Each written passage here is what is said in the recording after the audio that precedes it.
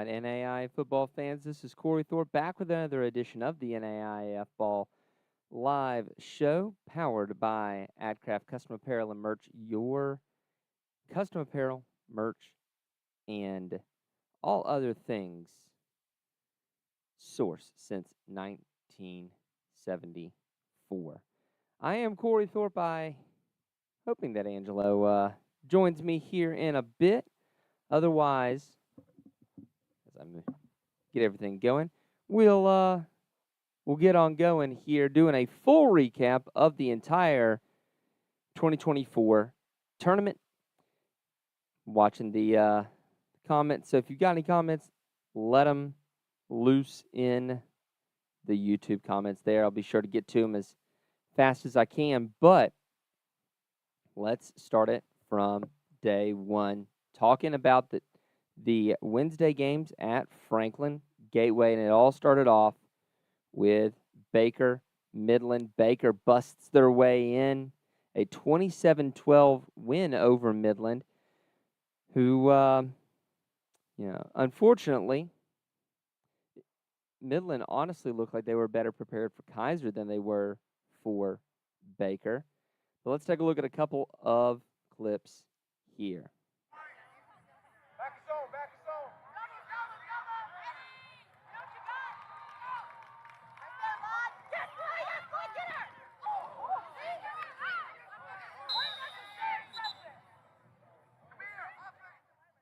Just shy of the goal line, but on the very next play, we get this to get the points here for Baker.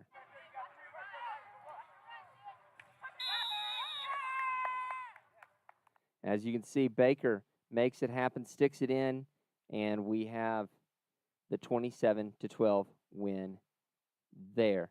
Angelo had the coverage on that one from that field, while I was able to catch Warner, Milligan, and obviously Milligan, the champs of the runners-up in the B bracket, did not get off to a great start here, but that was a 21-6 game against a Warner team that would go on to give Ottawa some trouble. Let's take a look at a couple of clips here.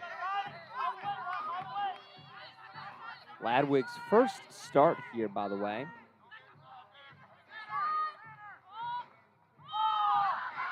And nicely thrown ball here. Ladwig's first start in her career, and throws a dart there. Let's take a look at another one thrown here by Ludwig.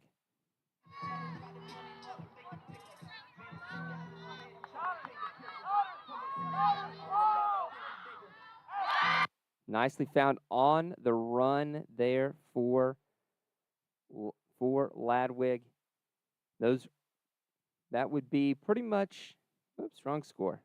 That would be pretty much enough for Milligan as they went on to win 21-6. Next up on field one, Kaiser took it to Midland. Kept it close for a half, did Midland. But let's take a look at a couple of highlights here.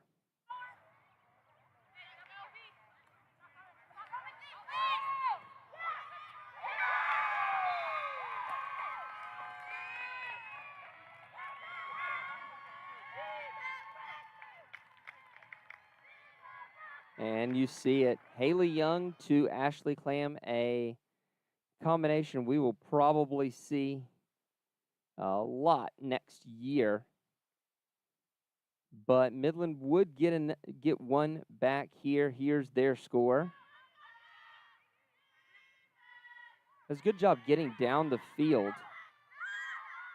Running, finding, changing the arm angle, and getting the score here for Midland. Nice job there, but Kaiser would pull away in this one. On the field that I was on, it was a romp by Weber, a 34-6 win over Milligan. The Weber offense was definitely there to play. Sam Wilson looking, and just a very nice route there to get some separation there. It's the only the only clip I was able to grab there, but a pull-away win for Warner to set up a Warner-Weber bracket championship. Now, one that we did not get to, either one of us, was the St. Thomas-Campbellsville game. That was a 54-6 win by St. Thomas, getting out of the gates there. And then the game that was probably the best game of the day, and that would be Warner-Weber, two coaches that knew each other quite well. Warner edges it out 13-12. Let's take a look at a couple highlights here. First off, Sam Wilson going for a score on the Crooked Lake rivalry. Looking, and just puts it in herself for the score. But Weber would strike back here. Looking and just floats it up. A nice job to Anna Pat-Vincenzini.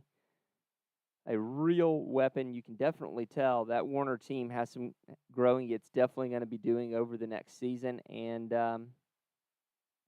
we will absolutely see what happens to the Warner Royals here going forward.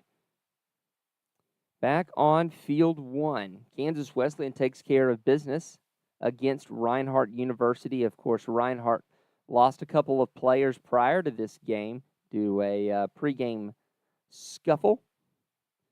And let's take a look at how this one broke down here between these two squads. See Kansas Wesleyan, Chihiro Iwata definitely impressed me. Nice footwork, staying behind the line and finding Angel Roman for 6. Wouldn't be the only time they would score here, as you can see Chihiro Iwata just dicing up the Reinhardt defense and making it in for 6 herself. Look out for Iwata. Definitely a quarterback to keep her eye on. Obviously, a quarterback who is hampered a little bit by wide receiver play over the course of the tournament. But a lot of room to grow for this Kansas Wesleyan squad. Kaiser takes the 52-6 win over Baker and just did not look back. Let's take a look at some of the highlights here. As you can see, Haley Young, again, they're in that 2-quarterback set with Jazz Roden, Kennedy Foster in motion. Baker's having to do some oddities with their defense. Haley Young finds an open receiver. And when you do it as well as Kaiser does, it's going to be hard to not do well. Let's take a look at some more here. Baker does get one back, a little over the middle. Kaiser loses a wide receiver there.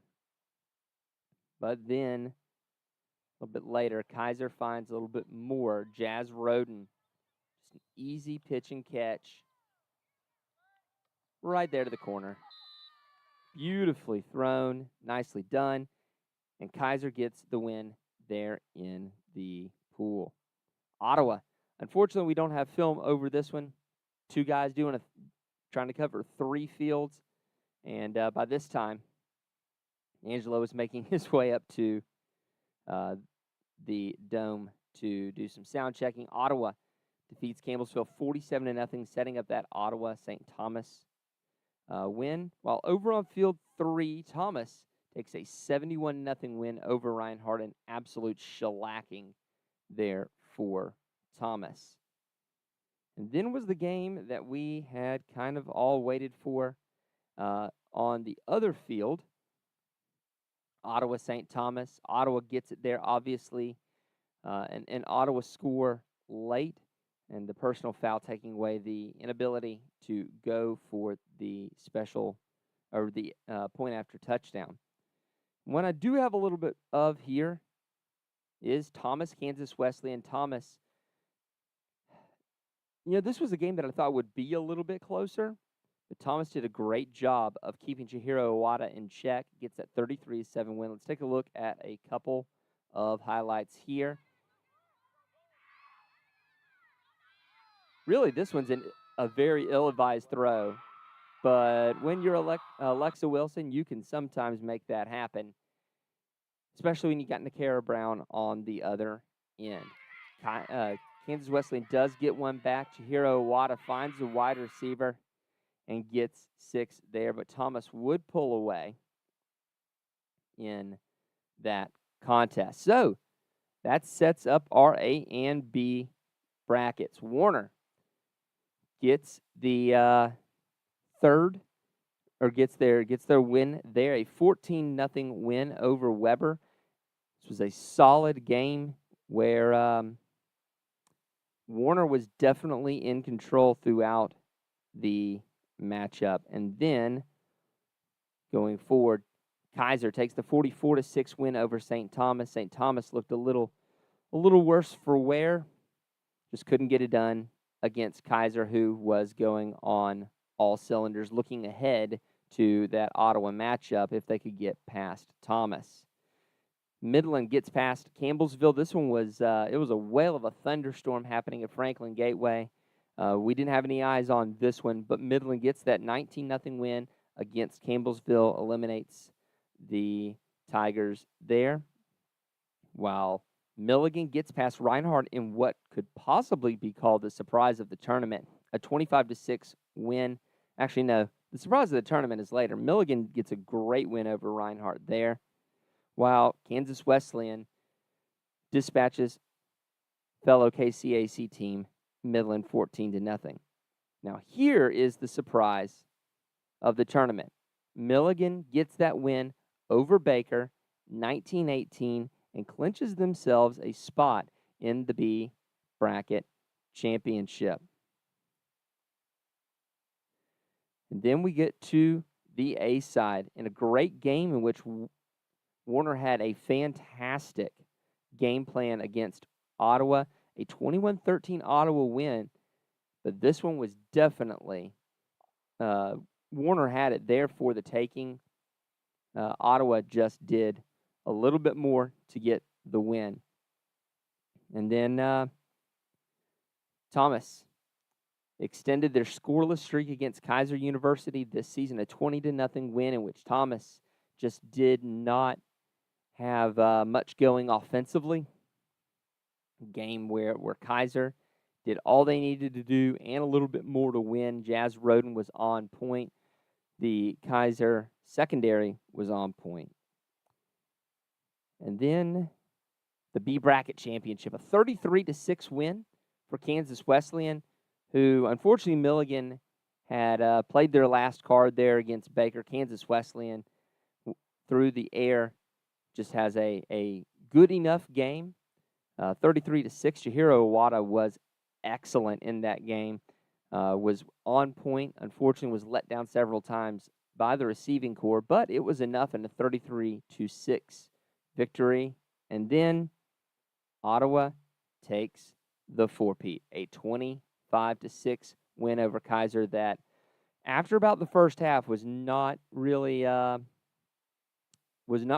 question here. Ottawa did a great job of taking away Kaiser's options offensively and did a great job with the underneath routes and making Kaiser try to pull up and play downhill. Kaiser couldn't do it.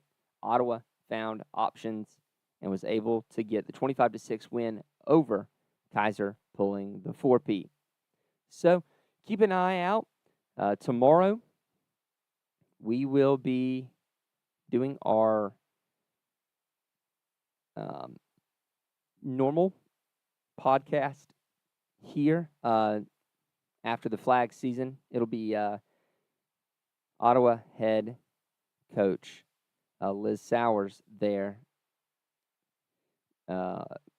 talking about her team's season and talking about next year. And, well, I won't believe what they got coming back. For a team that has a ton of seniors, there are a ton of players coming back. But thank you so much to our patrons. Our patrons really keep this thing rolling. Help pay for all the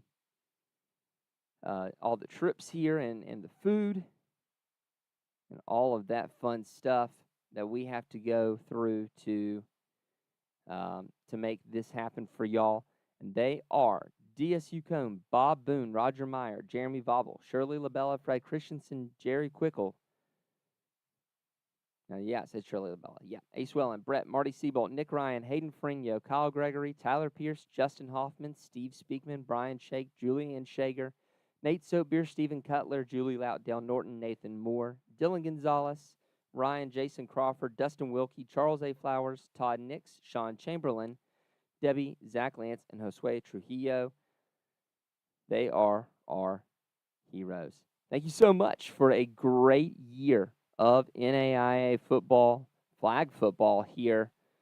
We appreciate y'all's support throughout the year. If you're still here, hit up some comments here. Tell me who you're rooting for, but definitely keep it locked in.